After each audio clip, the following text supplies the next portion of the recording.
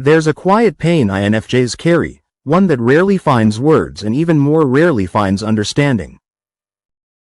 It's the feeling of walking through a world that both craves and fears what you bring, a depth that unsettles, a silence that speaks too loudly, a truth that burns through the illusions people so carefully build around themselves.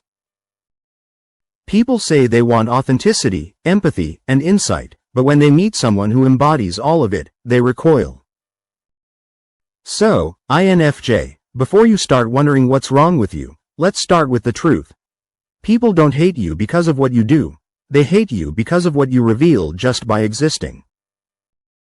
1. Your depth forces people to confront their shallow side.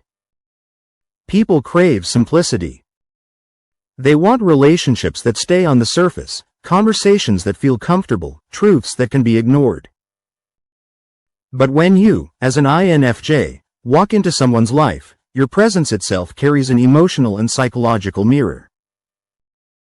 You see too deeply, and in doing so, you make people see themselves. Not the curated version they show the world, but the unfiltered truth beneath the masks. That's both magnetic and terrifying. When you look at someone, you don't just see their smile. You see the story behind it, the pain behind their laughter, the fatigue behind their confidence. It's not a choice, it's how your intuition works. But most people aren't ready for that kind of visibility. They feel exposed around you, like their carefully built emotional defenses start cracking, and they don't even know why. That exposure triggers shame, insecurity, and resentment. They mistake your insight for intrusion, your empathy for judgment. And instead of saying, "You understand me," they lash out by saying, "You think you're better than me. You aren't. You just see too much." And that's the very reason they hate you, because when you see them, they have to see themselves. 2. Your kindness makes people feel small. There's a special kind of kindness that INFJs give, one that doesn't demand recognition or repayment. You care deeply, not because it makes you look good, but because compassion feels like the only honest way to live. You give your time, your energy, your heart. You notice when someone's quiet because something's wrong. You ask questions others avoid. You give love without calculation. But here's the paradox. The more selfless your kindness is, the more it exposes the selfishness in others. People begin to feel inadequate around you. They start to notice how transactional their own kindness has become, how conditional their love really is. You don't lecture them, you simply exist as a quiet example of something purer. But that example becomes a mirror of discomfort. It reminds them of what they're not. And instead of being inspired to rise to your level, they may choose to tear you down to theirs. They'll call you naive, too sensitive, unrealistic. They'll dismiss your heart as weakness because admitting your strength would require confronting their own lack of it. So they hate you not because you hurt them, but because you make them feel the weight of their own emptiness. But here's the healing truth. INFJ, your kindness doesn't make people small. It only exposes the parts of them that still need to grow. 3. Your standards intimidate people who settle for less. INFJs aren't perfectionists in the traditional sense, you're idealists. You believe in depth, authenticity, purpose. You don't just want relationships, you want connection. You don't just want success, you want meaning. And in a world that celebrates shortcuts and superficial wins, your refusal to settle becomes a quiet rebellion. People often interpret that as judgment. They assume that because you don't join them in their games, you think you're above them. But the truth is, you simply don't know how to betray yourself for acceptance. You'd rather be alone with integrity than surrounded by people who drain your spirit. That terrifies others, because deep down, they wish they had that kind of courage. Your boundaries expose their lack of them. Your high standards reflect the compromises they've made to fit in, and that comparison breeds resentment. When you reject mediocrity, not in people, but in principles, those who thrive in mediocrity see it as a personal attack. You become a living contradiction to their comfort zone. They label you as too much, too serious, or impossible to please, but what they really mean is, you remind me of everything I gave up trying to be. And yet, INFJ, you must never lower your standards to make others feel comfortable in their complacency. Your standards aren't arrogance, they're your soul's way of protecting your purpose. 4. You don't need validation, and that threatens people who depend on it. In a society built on applause, likes, and approval, you move differently. You don't need to be seen to feel seen. You find validation in solitude, in your inner world, in quiet moments where your intuition guides you more than external noise. People can't understand that kind of self-sufficiency. They measure worth through external confirmation, while you measure it through internal alignment. And that confuses, even enrages, them. They'll interpret your calm independence as arrogance. They'll say you're aloof, distant, or cold. They'll accuse you of thinking you're better than everyone else simply because you don't crave the same validation they do. But what they don't see is the internal work it takes to reach that peace, the countless nights of self-doubt, reflection, and rebuilding. The emotional independence you carry isn't natural-born confidence, it's the product of surviving being misunderstood, rejected, and unseen, yet still choosing to believe in yourself. People hate what they can't control. And when they realize that your sense of worth doesn't come from them, they lose their power over you. That's when they start trying to break your confidence, questioning your intentions, and planting doubt where clarity once lived. But INFJ, remember this. The moment they stop being able to define you, they start resenting you. That's not your fault, that's freedom. 5. You can't be manipulated, and that scares manipulators. There's something about your intuition that cuts through deception like a blade through fog. You read energy, not words. You sense hidden motives, inconsistencies, and unspoken truths faster than most people can even articulate them. Manipulators, narcissists, and emotional abusers thrive in confusion, but you, INFJ, are an environment where confusion dies. And that makes you dangerous to those who depend on manipulation to maintain control. You can't be gaslit easily because you feel the truth before it's spoken. You can't be guilt-tripped easily because you understand the emotional strings they're trying to pull. You can't be love-bombed for long because you recognize the emptiness beneath the flattery. That psychic-level insight into human behavior makes people who rely on emotional games deeply uncomfortable. At first, they might admire you for it. Your insight feels mysterious, almost magnetic. But when they realize they can't manipulate you, their admiration turns into hostility. They'll accuse you of overthinking, being paranoid, or too intense, because if they can't deceive you, the only way to regain power is to make you doubt your perception. But INFJ, never shrink your gift of intuition to make the deceitful comfortable. You were not made to be fooled easily. Your perception is not a curse, it's your built-in protection. The truth is, manipulators don't hate you because they can't use you. They hate you because you remind them that there are still people in this world they can't corrupt. 6. You are unapologetically authentic in a world built on pretending. INFJs don't know how to fake it. You can't smile when you're breaking inside, you can't flatter someone whose energy feels dishonest, and you can't participate in conversations that have no meaning. That level of authenticity sounds noble in theory, but in practice, it's a quiet revolution against everything most people have learned to survive by. The world runs on masks. Social masks, emotional masks, professional masks. People play roles because they're easier to control than truth. But you, INFJ, strip the act away just by being real. Your authenticity is confronting.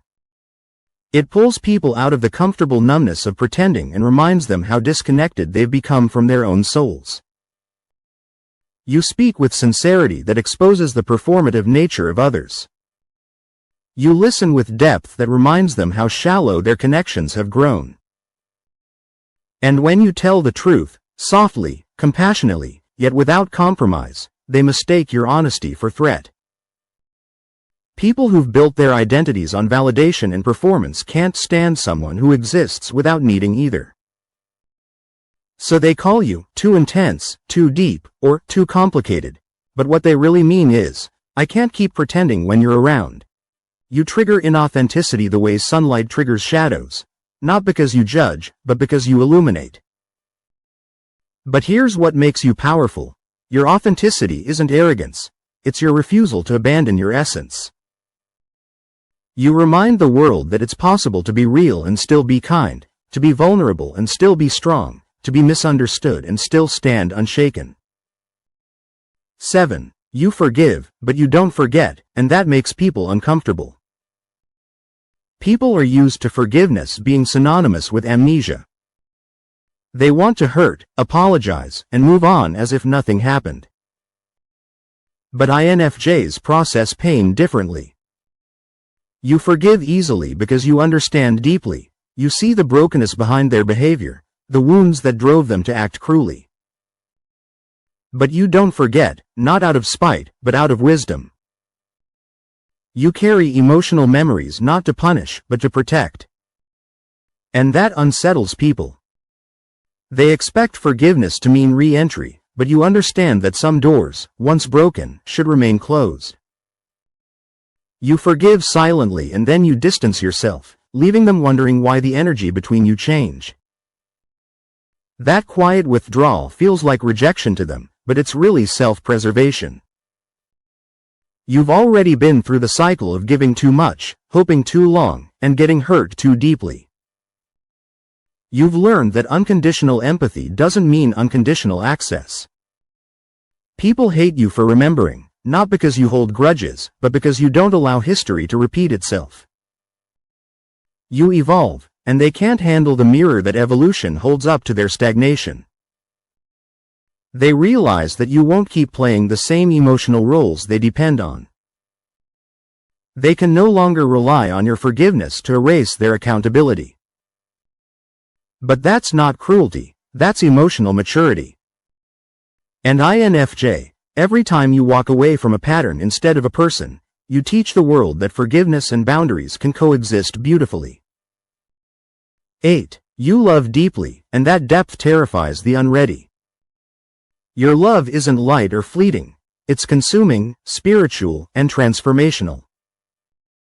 When you care about someone, you pour into them the full spectrum of your being, your intuition, your emotional depth, your creative energy, your loyalty. You see potential where others see problems, souls where others see surfaces. You don't just love the person, you love their becoming. But that kind of love, while divine in intention, is overwhelming for those who have never met themselves that deeply. People crave love until they realize it means being seen. And your love sees everything. It peels away the ego's armor, exposes wounds, and invites growth. That's beautiful to someone ready for transformation, but it's suffocating to someone still attached to their illusions. They interpret your intensity as pressure, your loyalty as possession, your devotion as control. They can't comprehend that what you offer isn't dominance, it's depth. And so they retreat, sabotage, or project. You're left wondering why your purest love became someone's reason to run. But INFJ, understand this: not everyone is meant to experience you in your fullness. Some people will meet you and only taste the edges of your heart because that's all they're capable of digesting. That doesn't make your love too much, it simply means they weren't ready for a connection that asks them to evolve. Your depth is sacred, not a flaw. You are not meant to dilute your intensity to make it comfortable. You are meant to offer it where it can be cherished. 9. You see potential where others see problems, and that makes people defensive. You have this rare ability to see people not as they are, but as they could be. You look at brokenness and see beauty waiting to be rebuilt. You look at pain and see purpose taking form.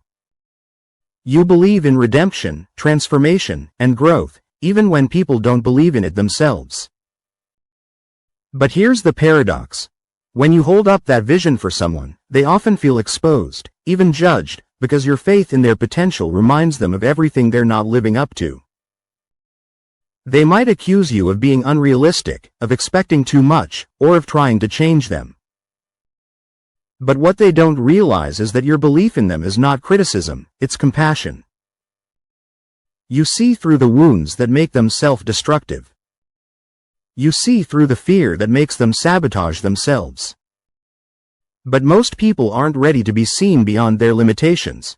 Their identity is wrapped around their pain, and your vision threatens that identity. When you reflect back someone's higher self, you awaken their internal conflict between who they are and who they could be.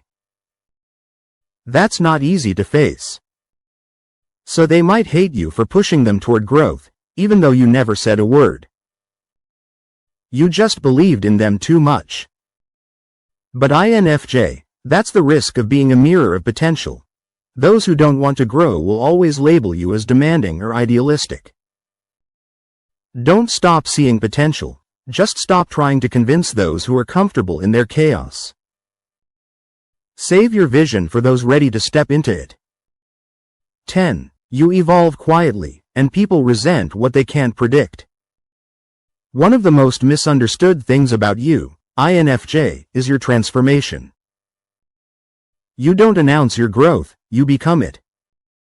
One day you're there, giving, listening, holding space, and the next, you're gone. Not out of bitterness but clarity. Your evolution happens in silence, in the privacy of your introspection, in the moments when you finally realize that peace is more sacred than being understood.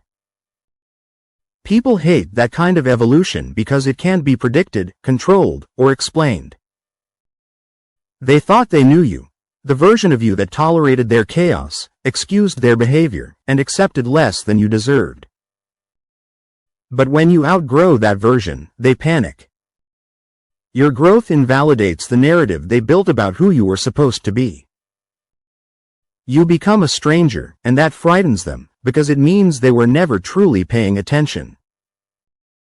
You evolve by shedding layers, of guilt, of obligation, of false humility, and that makes those who remain stagnant feel abandoned. But what they call abandonment is actually liberation. Every time you choose peace over pleasing, truth over tolerance, purpose over approval, you remind the world that you are not meant to be possessed. You are meant to become. And yes, people will hate you for that. They will hate that you don't explain your silence, that you don't chase to prove your worth, that you outgrow their version of you without warning. But that's because your evolution reveals their resistance to change. You are not the villain in their story. You're just the chapter they weren't ready to read. So keep growing, INFJ. Keep evolving, even when your absence is misunderstood. Because the world doesn't need another person who fits in. It needs more souls like you who quietly change the vibration of everything they touch. INFJ, people don't hate you because you're wrong. They hate you because you reveal truth in a world that thrives on denial. You are a mirror, and not everyone is ready to see themselves reflected back without distortion. Your empathy reveals selfishness, your depth exposes superficiality, your truth dismantles illusion, and your love demands growth. You walk through this world misunderstood not because you're broken, but because your soul speaks a language few have learned to hear. But here's the miracle hidden inside all that pain. The very reasons they hate you are the same reasons others will one day love you fiercely. Your insight will guide the lost. Your authenticity will heal the exhausted. Your kindness will restore faith in humanity. And your solitude will become the space where the world's most meaningful creations are born. So stop asking what's wrong with you. Start realizing what's right about you, so right that it unsettles those who haven't met themselves yet. You are not here to be universally liked. You are here to be unmistakably you. And if your light hurts their eyes, it's only because they've lived too long in the dark.